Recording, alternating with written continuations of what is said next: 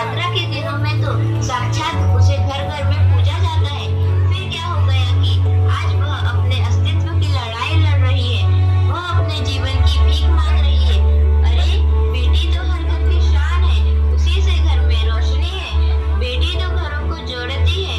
तो आइए बेटियों के सम्मान में हम एक नाटक प्रस्तुत करने जा रहे हैं, जिसका शीर्षक है बेटी बचाओ बेटी पढ़ाओ।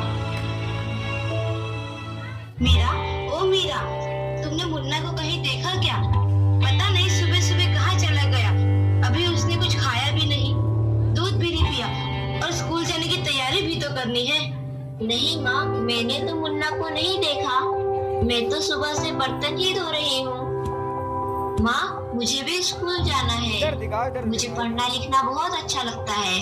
मेरा भी दाखिला स्कूल में करा दो ना माँ। ए छोरी, बड़ी आई स्कूल जाने वाली, घर के कामकाज अच्छे से सीख ले। आगे चलकर यही तेरे काम आने वाले हैं। पढ़ लिख कर कौन सा तुझको कलेक्टर बनना है? जल्दी जल्दी बर्तन साफ कर। माँ जी, मीरा को भी स्कूल में दाखिला दिला दीजिए ना, उसे भी पढ़ना लिखना जरूरी है। तू चुप कर, पढ़ना लिखना ये तो केवल लड़कों का काम है। उन्हें आगे चलकर घर गृहस्थी की जिम्मेदारी जो संभालनी होती है।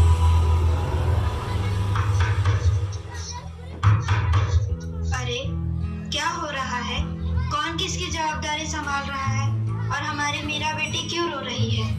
देखिए ना डॉक्टर दीदी, दादी मुझे स्कूल ही जाने नहीं देती। कहती है तुझे पढ़ लिख कर क्या करना है, आगे चल के चूल्हा चौका ही तो संभालना है। अरे यह तो बहुत गलत बात है माँ जी। क्या आपको नहीं लगता कि हम बेटियां भी पढ़ लिख कर आगे बढ़े? आज समाज बहुत आगे बढ़ गया है माँ जी। आप किस दुनिया की बात कर रही हैं? हम 21वीं सदी में जी रहे हैं। मैं आज ही टीचर दीदी से बात कर मीरा का दाखिला स्कूल में कराती हूँ। और हाँ, मैं तो यहाँ इसीलिए आई थी कि मुन्ना को पोलियो ड्रॉप दिया कि नहीं। जगह जगह इसके कैंप लगे हैं। अच्छा हुआ बहन जी आप आ गए। अब मुन्ना को पोलियो ड्रॉप भी दे देंगे और मैं इसे स्कूल भी पहुँचा दूंगी।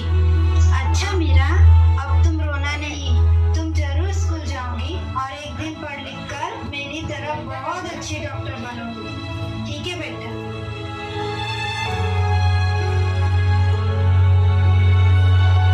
बहू, जरा एक गिलास पानी तो लाना।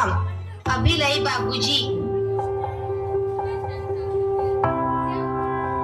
ये लीजिए बाबूजी। अरे ये देखो, अखबार में प्यारी बेटी के बारे में कितनी सुंदर कविता आई है। आओ मैं तुम्हें यह कविता पढ़कर सुनाता हूँ। कहती बेटी बाप पसार, मुझे चाहिए प्यार दुलार। बेटी की अनदेखी क्यों करता है निष्ठुर संसार। सोचो जरा हमारे बिन बसार। मेरी व्यथा वेदना का अब हो स्थायी उपचार। जब माई जग में न होगी तो तुम जन्म किससे पाओगे। जब बहन होगी घर आंगन में तो किससे रूठोगे, किसे मनाओगे। जब दादी नानी न होगी तो तुम्हें कहानी कौन सुनाएगा। जब कोई स्वप्न सुंदरी ही न होगी तो तुम किससे ब्याह रचाओगे।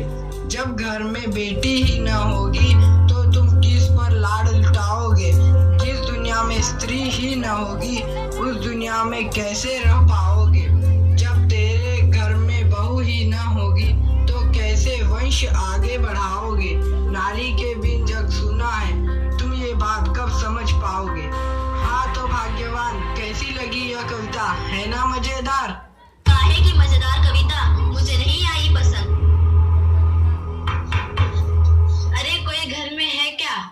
आइए आइए टीचर दीदी, हम आप ही का इंतजार कर रहे थे।